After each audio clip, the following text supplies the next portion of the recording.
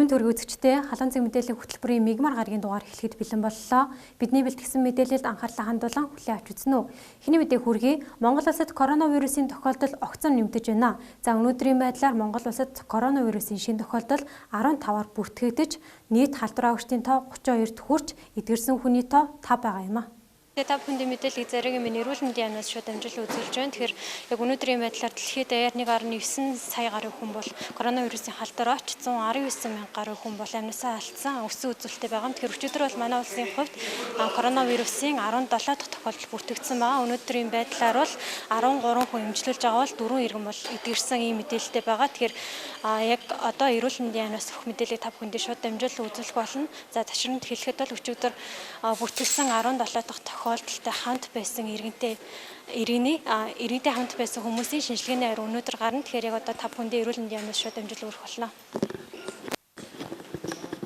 За 2020 оны 4 сарын 13 буюу өчигдөр үдээс хойш нэг одоо өвчтөн эдгрээд хөсөөтөөс гарлаа. За ингээд урд нь анх эдгэрч хөсөөтөөс гарсан 2 хүн 14 хоног тусгаарлалтанд байжгаад мөн одоо өрхийн эмнэлэг буюу өөрийнхөө гэрт үргэлжлэн 14 хоног тусгаарлалтаар хоног өдрүүд нь дамжин шилжлээ. Гэхдээ энэ тусгаарлагдсан хяналтанд байсан 14 хоногт бол хэд хэдэн удаа шинжилгээ авсан, бүгд сөрөг гарсан. Гэвч бид нар цаашаа үргэлжлээд гэрт нь байж байгаа хугацаанд давтан бас шинжилгээ авч хянах юм аа. Ингээд 5 хүн эдгэрч гарсан байна. За ингээд нийт өчигдөр бол хөсөөтийн 2 лабораторид 502 хүний шинжилгээ хийгдсэн байна. Эндээс одоо Сеул, Улаанбаатарын онгоцоор ирж тусгаарлагдсан 260 хүний шинжилгээнд коронавирус илрээгүй.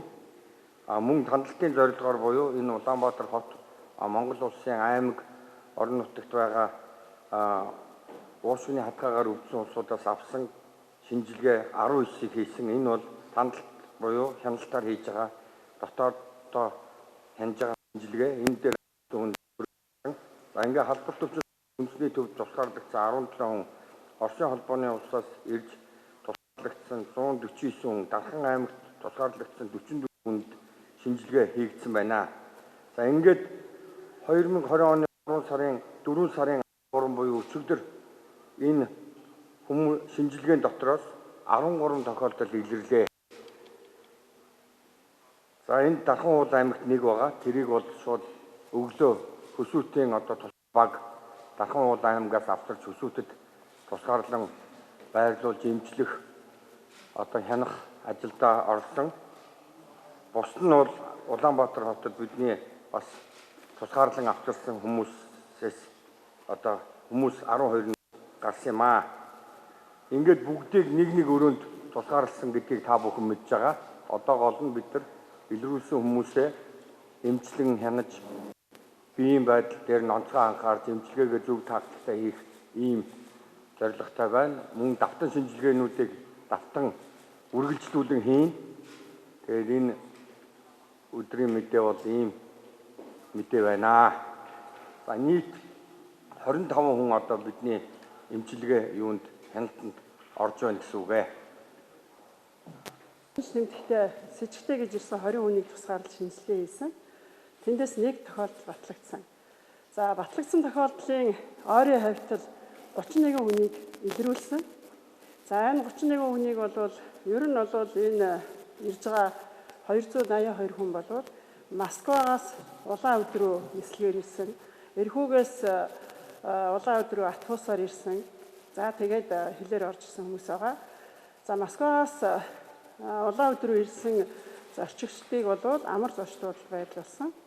За манай энэ эхний төрөөчийн батлагдсан тохиолдлын хавьтал бол Москвад сурч байсан хүмүүс учраас Москвагийн оюутнууд дотор бол 30 оюутныг бол бид нар ойрын хавьт гэж үзээд тэдний дотроос 13 хүнд нь коронавирус илэрсэн. Тэгэхээр хамгийн гол нь агааржуулалтыг аягүй сайн хийх ёстой. Тэгээд цонхны одоо тэр юу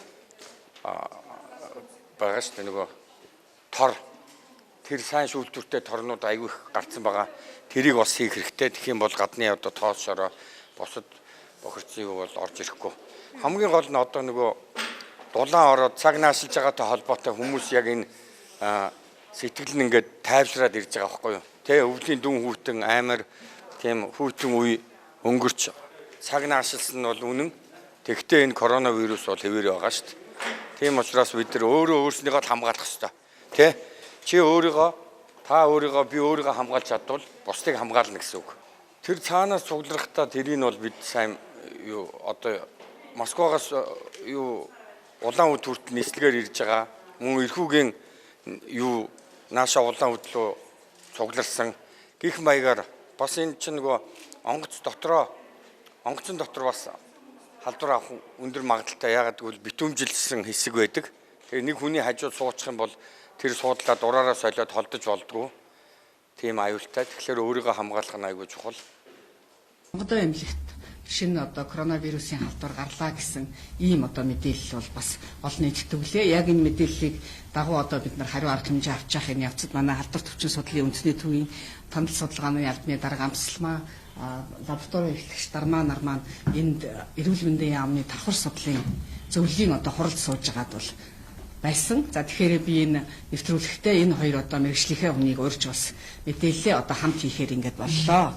Тэгээд амбуу дарга ингээд ийм мэдээлэл гараад ийн л да цахим сүлжээгээр голчлон за сонгодоо эмнэлэгтний хоёр хүн нэг нь бол одоо 80 гаруй насны хүн бас хавдрын улмаас эмчлэгдэж ийсэн. Нөгөө хүн бол одоо амбулатороор үйлчлүүлж хагаад ингээд хурдвчилсан одоо коронавирусын rapid тест гэж бид нар хэлдэг тийм ээ. Энэ хурдвчилсан онцлогоор нэмэх гарсан учраас коронавирус гэж одоо үзэж байна гэсэн ийм одоо мэдээлэл яваад ахын тань талаар нэг мэдээлэл бид нарт өгнө.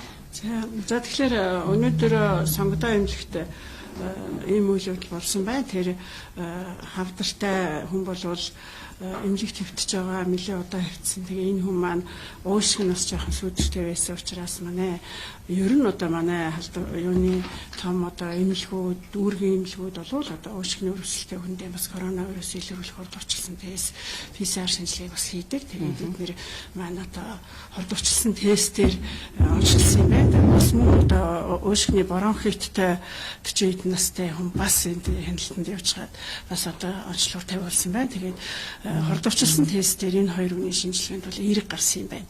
За тэгэхээр эмнэлэг твтжсэн өндөр настай хүн болвол өмнө нь одоо ач хүн 2 дугаар сарын 23-наас 27-нд улаан үд явсан. За тэгээд өвөө дээрээ болвол одоо 3 сарын 20-доор нэг ороод явсан. Тийм учраас бас юмыг аж мэдхүүгээр л тест тавьсан байна. Тэгээд эерэг гарсан гэсэн юутай. За нөгөөх хүн болвол одоо тест тавиулаад бас одоо эерэг гарсан. Ийм л хоёр юм болсон байна. Тэгэхээр бол бид одоо тэр өвгнийг бол сонгодоо эмнэлэг дээр өөрөө бол тусгаарлах өрөөтэй. Тийм учраас эмнэлэгтэн тусгаарлаж орхиод за ер нь бол одоо бид нар хурдвчилсан онцлогоор эерэг гарсан үед PCR-аар шинжилгээ авч оншийг баталгаажуулах ёстой. Тийм учраас өвчтнийг тусгаарлаад PCR шинжилгээнд бол дээж авсан байна. Тэгэхээр энэ бол сонгодоо эмнэлгийг тэр чигээр нь хаасан биш, нэг өрөөнд нь энэ өвчтнийг тусгаарлаад маргааш шинжилгээний хариу гартал тусгаарласан байна. За нөгөө хүний нь бол өөрөө явж байгаа хүн учраас халдвар төвчин судлалын үндэсний төвд одоо тусгаарлаж байна. Тэгэхээр одоо ялангуяа өндөр настай хүнтэйгээ бас хадрын одоо онцтой хүнд бол уушгинд бол сүудэр ер нь гарна шүү дээ. Метастаз өгсөн байж болно тийм ээ. Мөн одоо архаг бронхит тийм ээ. Тэгээд бас сүргээгийн одоо богрогч гэсэн их олон зүйл байдаг тийм ээ. Тэрийг бол яг уушгины хатгаа гэж үзэхэд бол гэрчийн хувьд бол баталгаа муутай юм байна. За ингээд онцлогын хувьд бол бид нар яг батлагдсан онцлогоор бол манай дандаа PCR тавьж байгаа. Rapid онцлогыг бол бид нар ерөнхийдөө бол шинжилгээ онцлогоонд бол одоохондоо хэрэглэхгүй байгаа. Тэгэхээр энэ хурдвчилсан онцлогоор юу найз баталгаатай яаж одоо хэрэглэхийн талаар дармаа явж та мэдээлэл өгөл тээ. Энэ хүн бол хурдвчилсан онцлогоор шинжилгээ хийлгэсэн байна. Тэгээд энэ манай хэрэглээнд гараад байгаа хэд хэдэн төрлийн хурдвчилсан онцлог байгаа л да. Тэгэхээр энэ онцлогууд бол яг вирус илрүүлэх шинжилгээ бол хийж байгаа юм биш ээ. Энэ вирусын халдвар аваад цуснд нь үүссэн антителийг илрүүлж байгаа ийм онцлог юм байна. Тэгэхээр энэ онцлогын мэдрэг чанар бол янз бүр байна л да. Энэ бол нэлээд эртнээс бол бас хэрэглээнд ороод эмнэлгүүд одоо буцаажуулах шинжилгээнд энэ ирэх гарсан улсуудаа шинжилгээнд илгээгээд байгаа юм л да. Ингээд үзэхээр зэрэг бол энэ хурдчилсан онцлогоор ирэх гарсан ач тохиолдол одоогоор бол батлагдаагүй ингээд явж байгаа. Тэгэхээр Дэлхийн эрүүл мэндийн байгууллага бол ер нь энэ хурдчилсан онцлогоор COVID-19-ийг илрүүлэх шинжилгээ хийхийг зөвлөмж болгоогүй. Одоохондоо бол аль ч хурдчилсан онцлогоор хийхийг зөвлөхгүй байна. Тэгэхээр бид бол ерөөсөн энэ сэжигтэй тохиолдлуудаас авсан сорьцонд тохиолдлуудаас бол дандаа амьсгалын замын сорьц авч байгаа шүү дээ. Хамрын арчтаас, хоолон арчтаас аваад ингээд вирусын геномын дараалал илрүүлэх PCR шинжилгээгээр л зөвхөн баталгаажуулж байгаа. Тэгэхээр зэрэг энэ улсуудын шинжилгээг бол манайх авцсан байж байна. Энэ нь бол ирсэн гэж сая лабораториос мэдээллээ. Тэгэхээр PCR шинжилгээгээр хийгээд ингээд хариуг нь мэдээлэх болно. Ер нь Дэлхийн эрүүл мэндийн байгууллагаас одоогоос энэ рапид онцлогт бол гэрчлэгээ өгөөгүй. Тэгээд коронавирус халдварыг онцлоход бол энэ онцлогыг одоо хэрэглэх нь зүйтэй гэж одоо зөвлөөгөө байгаа. Ийм учраас бид нар ямар ч одоо сэжигтэй тохиолдлуудыг дандаа бүгдийн PCR машинаар одоо онцлж байгаа. Манай 30 зөвлөж ирсэн тохиолдол шиг байгаа. Дэлхийд дахинд ч бүх одоо PCR-ын онцлогыг одоо онцлсан энэ тохиолдлыг бол одоо батлагдсан тохиолдол гэж үзэж байгаа. Ийм учраас ард иргэд та бүхэн ямар нэгэн одоо буруу ташаа мэдээлэлд автахгүй, үнэн шууган үүсэхгүй ийм байхыг одоо та бүхнээсээ хүсье. За эрүүл мэндийн яам бол тухайн одоо үйл явдалтай холбоотой үнэн зөв мэдээллийг та бүхэнд нь бол дандаа цаг хугацаанд нь хүргэж байгаа. За баярлалаа та бүхэндээ. Дараагийн мэдээ хүргэе. Өнөөдөр Улсын онцгой комиссийн шуурхай штабаас мэдээлэл хэлээ. За бүгд найрамдахтад улсын 90 хотоос 50 орчим иргэнийг авчрах шийдвэрийг гаргасан байна. Мөн гадаад улсаас их орондоо эрхийг хүсэгчдийн тоо 8000-д хүрсэн байна. За сая Улсын онцгой комиссийн 17 дугаар хуралдаанаар хэд хэдэн зүйл хэлсэн. Нэгдүгээрт нь одоо маргааш бүгд найрамдах хятадд улсын 90 хотод байгаа Монгол улсын иргэдийг татан авчрах тухай гадаад иргэн сайд цогтоотор сайдын танилцуулсан танилцуулганд шийдвэр гарлаа. За энэ иргэд бол ерөнхийдөө 90 гэдэг хүсэлтээ бол 3 сарын 25-нд гадаад иргэний яамд бол анх ирүүлсэн байгаа. За эдгээр иргэдийг татаж явах бэлтгэл ажлыг бас хангах ажил нь бол урд нь хийгдсэн байсан. Дорногов аймаг зам үүд сумдах суманд бол одоо нэг зочдод буудал. За төлбөрийг төлөх асуудал бас яригдж байгаа. Зочдуудын энэ бэлтгэл бэлэн байдал нь хангагдсан. Дээр нь нэмээд бас төлбөрөө төлж чадахгүй болох бас иргэд байж байгаа. Энэ ямар ч тань хэрэг зэрэг бүгд найрамд хятад ард улсын одоо хууль дүрмийг зөрчсөн бас ийм хүмүүс бас ирж байгаа юм байлээ энэ тоон дотор нь. Тэгээд эдгээр хүмүүсийг бол хоёр тусдаа байранд нь одоо байршуулах, хүлээн авах, за мэдээж хэрэг онцлох, за онцлоод өвчин хэлсэн юм уу ямар нэгэн сэжигтэй тохиолдол байл Улаанбаатар хот руу халдвар төвч судлалын үндэсний төврүү татах гэсэн ийм бэлтгэл ажлуудыг хийхээр өнөөдөр энэ ажлыг зохион байгуулахаар Улсын онцгой комиссийн штабаас томилогдох томилж ажиллах хүмүүс бол ерөнхийдөө бол гарч байна. За энэ бүрэлдэхүүнд мэрэгжлийн хяналтын ерөнхий газар, хил хамгаалах ерөнхий газар, цагдаагийн байгууллага, за дээр нь нэмээд гадаад хэргийн яам гэсэн одоо энэ төлөөлөлтөй ажлын эсвэл маргааш энэ иргэдэд хүлээж авах ажлыг зохион байгуулна гэдэг бас та бүхэнд бас нэгдүгürt хэлье. За энэ шийдвэрүүд аль бие усаар бол Улсын онцгой комиссоос гарсан. За дараагийн нэг асуудал бол боловсролын бүх шатны сургалтын байгууллагын хичээл сургалтын үйл ажиллагаа төв зогсоосон хугацаас сая одоо Улсын онцгой комиссийн хуралдааны дараа боловсролын сайд мэдээлэл өгсөн учраас би нэг бол товчлоо явуулсан зүйтэй явах гэж бодож байна. За 3 дугаарт нь хөлийн чандаас их орондоо ирэх хүсэлт гарсан санхүүгийн хүндрэлд орсон Монгол улсын иргэдэд тусалцаа үзүүлэх тухай бас гадаад иргэний сайдаас оруулжсэн бас санд байсан. За энд бол нэлээд тооцоолууд хийгдсэн. Ерөнхийдөө бол тооцоо судалгааг бол дахиж бас хийж нэг хүнд өдөрт оногдох мөнгөн дүнг бас оновчтой болгох. За ямар хүмүүс энэ одоо тэтгэмжинд хамрагдах вэ? Санхүү тэтгэмж хамрагдах вэ гэдэг бас нэлээд сайн тодруулж нарийсгаад шууд засгийн газрын хуралдаанд танилцуулах одоо ийм чиглэл бол өгдлөө. За зам үед болон гашуун сухад бомб төрийн бомбын үйл ажиллагааг өргөх шинжилгээ ажил байж байгаа. За энэ шинжилгээ ажлын асуудлаар бол одоо сангийн яам дээр энэ төсөл хэрэгждэг. Энэ төслийн хүрээний үйл ажиллагаа эрхлэх зайлшгүй шаардлагатай болсон байгаа барилга байгууламжийн асал байж байна. Тийм учраас замын үед бомбт буюу хоёр улсын хөлийн хооронд байгаа бомбын барилгын ажлыг эхлүүлэх. За төлөвлөгөөр бол энэ одоо барилгууд ерөнхийдөө 9 сарын 1-нд бол ашиглалтанд орох гэдэг ийм чиглэлтэй юм байлээ. Тийм учраас тэнд барилгын байгууламж дээр ажиллах бүгд нэгт хэдээр тулсан иргэдийг бас хүлээж авч тэнд нь байршуулах, тусгаарлах энэ ажлууд бас хийх ийм одоо чиглэл өгөгдсөн. За энэ ажлыг бол эхлүүлэгдээс аль бие усаар бол улсын онцгой консулт гаргалаа. Дараагийн мэдээ хүргэе. Иргэд гэрээр өөрийгөө тусгаарлахдаа 14 хоног тусгаарлах хэрэгтэйг эрүүл мэндийн байгууллагаас анхааруулж байгаамаа. Тэгвэл иргэд өөрийгөө 14 хоног тусгаарлахгүйгээр олон нийтийн газраар тэнэх тохиолдол гарч байгааг онцгой байдлын ерөнхий газраас анхааруулж байгаамаа. За, гэрээр тусгаарлаж байгаа ажил сүүлийн үед учирж байгаа нэг том хүндрэл байгаа. Бодит байдал дээр. За, жишээлбэл хаягн дээр байхгүй тохиолдол их гарч байна. Иргэний бичиг баримттай холбоотой зөрчил байна. Бид иргэний бүртгэлийн ерөнхий газартай хамтарч ажиллаж байгаа. Энэ штабын зүгээс бас давхар хийж байгаа ажил бол иргэдийнхаа бүртгэлийн ажлыг сайжруулах гээд ажил зохион байгуулж байгаа. Тусгаарлах байрнаас гараад нэг тохиолдлыг би дурдж хэлье. Албан ёсоор. Эрдэнэтэд 5 иргэн гэртээ хараагүй удсан тохиолдол байсан. Тэрэн дээр цагдаагийн байгууллага төрчлийн хуулийн дагуу хариуцлага тооцсон. Ер нь сүүлийн үед бид нар хариуцлагынхаа ажлуудыг л эхэлсэн байгаа. Өмнө тусгаарлах байр болон тэнд байсан хүмүүстэй ойртож болохгүй дэглэмтэй байсан учраас бол удаашралтай байсан зүйл бий. Бүх гэрээр тусгаарлаж байгаа энэ хүмүүсийг хяналтантай байлгах ажлын хэсгийг штаб дотроо тусгаалan байгуулчихсан.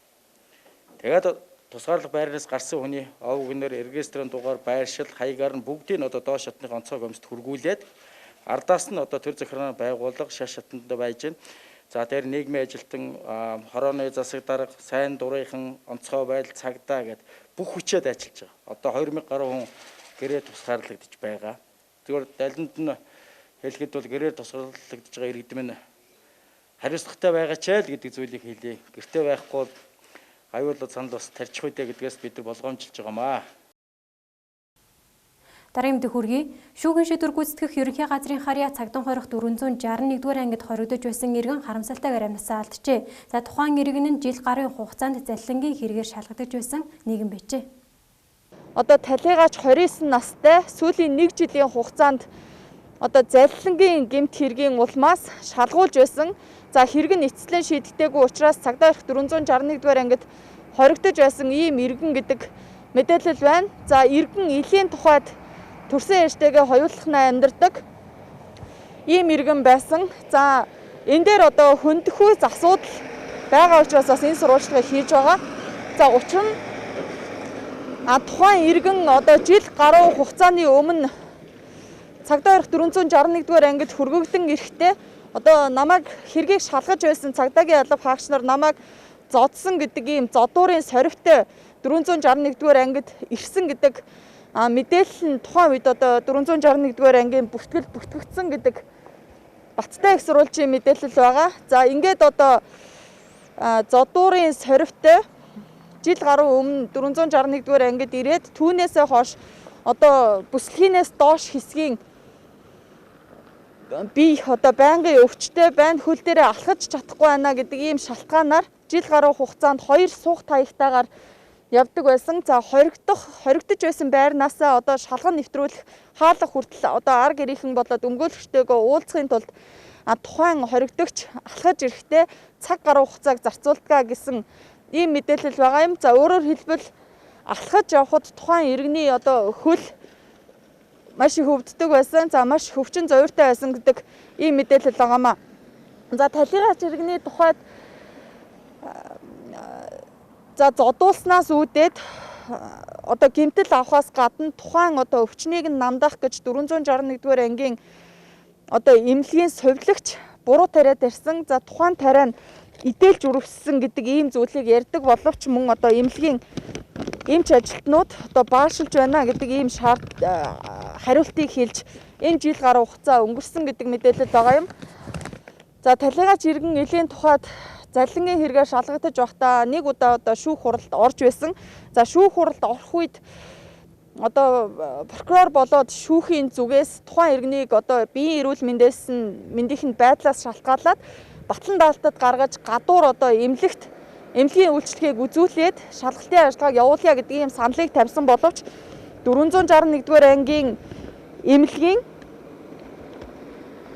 эмч буюу тухайн одоо талигачиг хариуцан ажиллаж байсан хурамдаал хамс сүрэнгийн тухайд бид одоо энэ хоригдлыг эмчилж чадна гэдэг ийм шалтгаанаар одоо Батлан даалтад гаргаж эмнэлгийн тусламж үзүүлээгүй.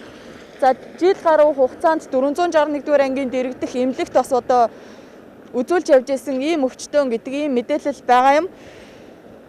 За цагдаа хорих байранд одоо эмнэлэг байгаа тусгай алба хаагчдаар одоо бага бүрдүүлсэн ийм эмнэлэг байгаа. За гэхдээ энэ эмнэлэгт одоо хоригдож байсан өвчтөн амь насаа алдсан ийм асуудал гарсан. За тухайн өвчтнийг илүү нарийн мэрэгжлийн эмнэлэг рүү шилжүүлэх ийм ажил бол хийгдээгүй.